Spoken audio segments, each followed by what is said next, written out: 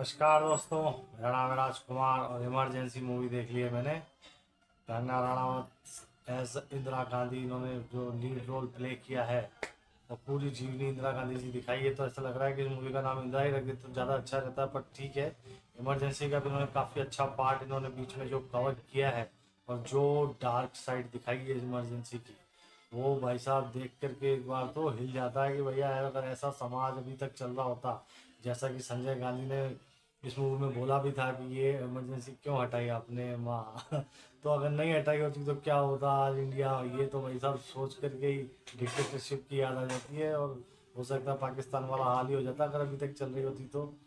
खैर, मूवी कैसी है इस पर बात करते हैं और क्या है इसकी स्टोरी। स्टोरी तो वही है जो सबने सुनी रखी होगी, लेकिन इसके अंदर कुछ ऐसे पहलू भी दिखाए गए हैं इंदिरा गांधी जी के जो कि अनछुए हैं, पर्सनल हैं, जो कि उनके इमोशंस तक को जो है टच किया गया है। हालांकि रूलिंग पार्टी की हैं कंगना जी, जिन्होंने इसमें निभाया है, भाजपा की हैं और कांग्रेस वाली का रोल निभाया, तो लोग कहेंगे कि उनकी बुराई करने के लिए निभाया होगा, लेकिन ऐसा कुछ भी नहीं है। जो जैसा है वैसा ही दिखाने की पूरी कोशिश की गई है। कहीं कहीं हो सकता है कि प्रोपोगंडा लग जाए, पर सिनेमैटिक लिबर्टी तो हर जगह ली जाती है। और जैसा भी इसमें दिखाया है, जो गाने के बीच बीच में डाले गए हैं, वो थोड़े से लगता है कि ये डायलॉग बाजी होती तो ज़्यादा अच्छा रहता है इस सीन में। पर ठीक है, इन्होंने सिचुएशनली सॉन्ग डाले जो कि अच्छे भी लगते हैं और थोड़े बहुत कहीं कहीं इरिटेटिंग कर भी जाते हैं। खैर, अब मूवी है इसमें यही है कि इमरजेंसी क्यों लगाई गई थी, क्या थी इंदिरा गांधी, क्या उनका था, और साथ में जो इसमें जो रोल अदा किया है श्रेष्ठ तलपड़े एज अटल बिहारी वाजपेयी, उनका भी जो रोल दिखाया है, किस तरीके से उन्होंने डायलॉग पे डायलॉग मारे। वही इंदिरा गांधी जब उनसे मीटिंग करने आती 1971 की वॉर के वक्त के, भाई संसद संभाल लेना टाइप का कुछ कन्वर्जेशन होता है, तो वो कहती हैं कि मैं चाहती हूँ कि तुम भविष्य में प्रधानमंत्री बनो। तो उनके साइड वाला एक बंदा कहता है कि लेकिन मैडम के होते हुए तो ऐसा संभव हो नहीं सकता। तो वो कहता है कि भाई मैंने तारे देखे हैं अपने, दिखाए हैं अपने, और मैं बन सकता हूँ प्रधानमंत्री, और मैं चाहता हूँ कि जब मैं बनूँ तो आप विपक्ष में रहें, तारों में नहीं। तो ये टाइप के जो डायलॉग्स हैं ये थोड़े से गुदगुदाते हैं और ये भविष्य अब अपन ने देख ही लिया है। उस टाइम का तो भविष्य ही हुआ, अभी का तो खैर पास्ट हो गया, तो वो चीज़ें रियलिस्टिक लग जाती हैं। और इसमें जो सतीश कौशिक ने जो जगजीवन राम जी का रोल निभाया, जो कि कांग्रेस पार्टी में होते हैं और बाद में जो है संजय गांधी के रूट बिहेवियर की वजह से वो पार्टी बदल लेते हैं और वो उनकी पार्टी में आ जाते हैं, भाजपा में, जो भी जनता पार्टी के नाम से होती है।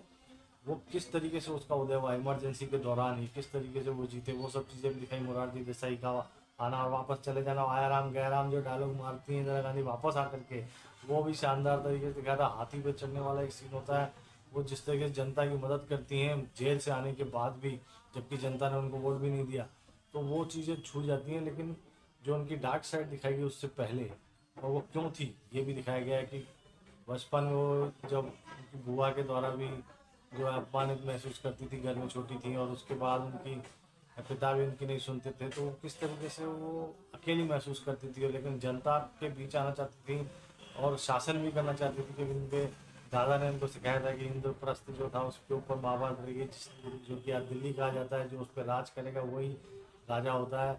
तो ये चीज़ें भी उनके दिमाग में थी, महत्वाकांक्षाएं थी। तो ये चीज़ें देखते हुए उन्होंने अपने जीवन काल को कैसे जिया, किस तरीके से लोगों की मदद करने के लिए नाइन जो गूंगी गुड़िया जो कहलाती थी, वो क्यों कहला, क्योंकि वो ज़्यादा नहीं बोल पाती थी।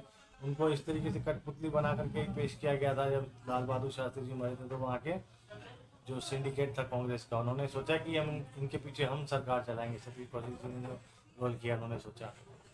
और अनुपम खेर जी भी जो है वो उनको इतना वो नहीं सोचते थे, वो जो लिखते थे वो मतलब क्रांति ला देते थे, वो भाजपा भाजपा पार्टी के थे।